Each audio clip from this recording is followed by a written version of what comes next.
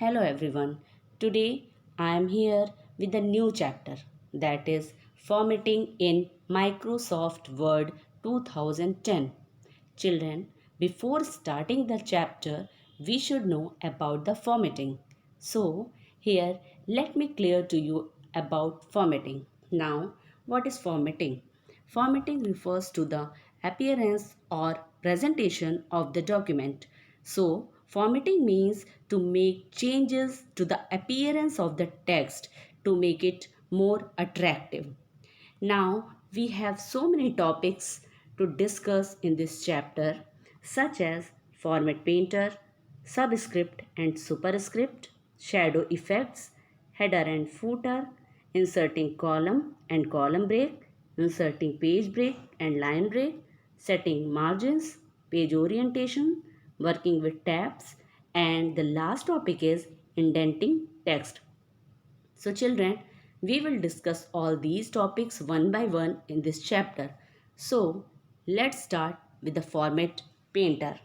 The Format Painter tool is used when you want to copy and apply the formatting of one section of the text or graphic, such as color, font style and size, and border style, to another section of text or graphic.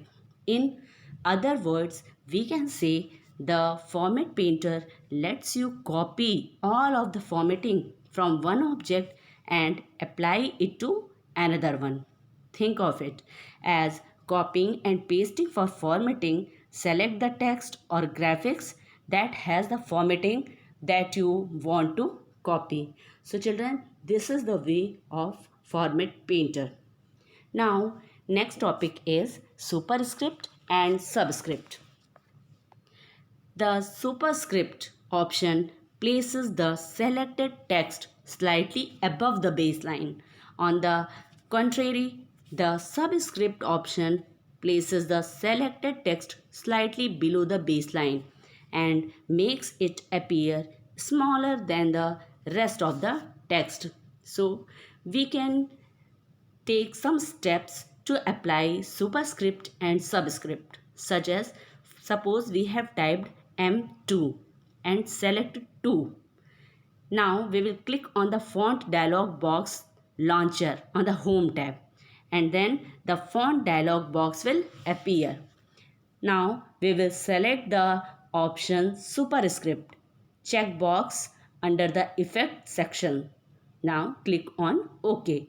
Now you will notice that whatever two you have selected, that will be placed above the baseline. Similarly, we can apply the subscript effect also. To apply other special effects on the selected text, click on the font dialog box launcher, select the required font effect in the effect section like strike through, small caps, all caps, etc. Now, we will see next topic, that is shadow effect. The text effects lets you apply word art type appearance to text in the body of your document. Unlike word art, text effects can be applied using styles. We can see here in Microsoft Word 2007, we can apply various effects to the text by clicking on the font dialog box launcher button on the home tab. The font dialog box appears. Click the shadow check box under the effect section and then click on OK. And then we can observe the changes on the text. This way children, you can apply shadow effect also in your text. Now, next is header and footer. As its name, header means top and footer means bottom. Means in header and footer, we can add some topics, some things, whatever you want to apply, we can write on the top also and the bottom also. So children, header and footer is used to place some information on the top and at the bottom of every pages respectively. You can include the title, chapters, heading, date, page, numbers, author's name, etc. in this section.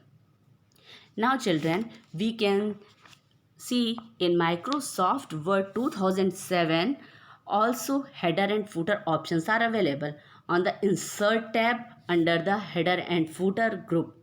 We are studying here in this chapter about 2010, but now I am telling this one that header and footer option you can see in 2007 MS Word also. There you will get it by clicking on Insert tab and header and footer group. Now next one is inserting column and column break. When you type in MS Word, by default the text is displayed in a single column style or in a paragraph style. If you wish to format the document in newspaper style, that is column style, Word enables you to create a document in 2 or more columns. Now, if column is already added to the document, then you might have noticed that some of the columns are not as balanced, so we can add a column break for the solution of this problem. Now, we will come to the next topic, that is margins. Margin refers to the amount of blank space between the edge of the page and the document text. Microsoft Word allows you to set the margins on all the 4 sides of a document, that is top, bottom, left and right. The default margins are set at 1 inch from top and bottom and 1 inch from left and right edges of the pages. Now we can see here we can change the margin by using ruler bar also and page layout tab also. Now we will come to the next topic, that is page orientation. The page orientation property sets the printing direction of the text. The default orientation of the paper is set to portrait, in which the document is printed lengthwise.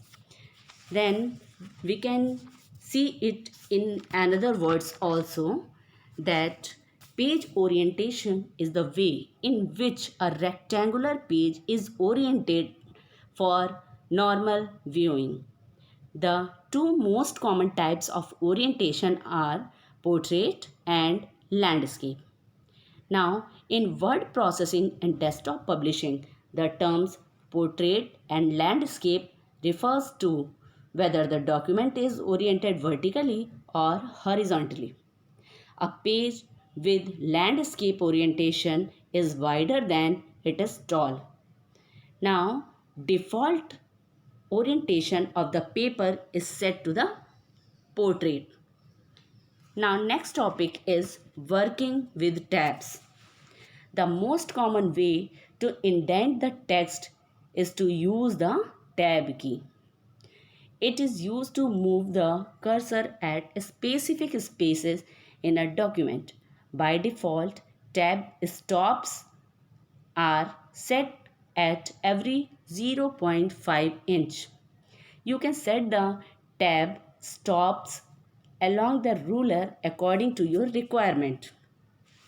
You can quickly set tabs by using the tab selector button present on the left end of the ruler. Keep on clicking the button until it displays the type of tab you want to set. Then click on the location on the ruler bar where you want to set the tab. So this way we can set the tabs in the document. Now last topic is indenting text.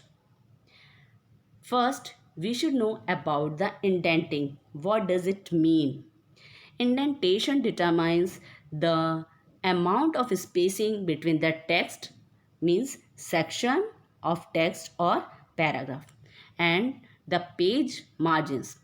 Indenting is also used to set a section of text apart from the rest of the body to draw the reader's attention.